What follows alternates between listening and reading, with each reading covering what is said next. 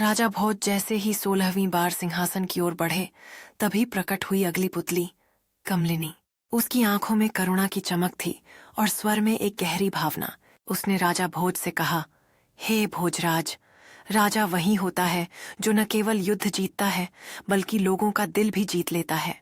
राजा विक्रमादित्य ने अपने प्रेम, सहानुभूति और विवेक से अनेकों बार लोगों के जीवन को बदल डाला। सुनो एक और कथा। एक दिन एक बूढ़ी अंधी महिला दरबार में आई। वह कांपती आवाज में बोली, महाराज, मेरी आंखों की रोशनी चली गई है। मैं निर्धन हूँ, इलाज नहीं करवा सकती। कोई मेरी मदद नहीं करता। राजा विक्रमादित्य ने तुरंत राजवैद्य को बुलाया और कहा, इनकी सेवा और इलाज में कोई कमी नहीं होनी चाहिए। जो भी खर्च होगा वह राजकोष से दिया जाएगा। वैद्य ने कहा, महाराज, इलाज संभव है, लेकिन समय लगेगा और सेवा की भी आवश्यकता होगी। राजा ने आदेश दिया कि वृद्धा के लिए महल में विशेष कक्ष बनाया जाए और सेवकों को उसकी देखभाल का आदेश दिया। स्वयं राजा प्रतिदिन उसका हालचाल पूछते। कुछ ही महीनों में वृद्धा की आंखों की रोशनी लौट आई।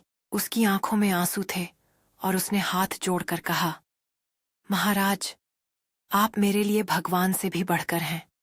आपने मुझे फिर से दुनिया दिखा दी। राजा मुस्कुराकर बोले, यदि एक प्रजा की आंखें रोशन हो जाईं, तो समझो राजा की आंखें भी सही दिशा में हैं। कमलिनी पुतली का निष्कर्ष। हे भोजराज, विक्रमादित्य ने अपने राज्य की प्रजा को कभी अकेला नहीं छोड़ा। क्या तुम भी हर बेसहारा को ऐसा ही सहारा दे सकते हो? यदि नहीं, तो यह सिंहासन तुम्हारे लिए नहीं बना।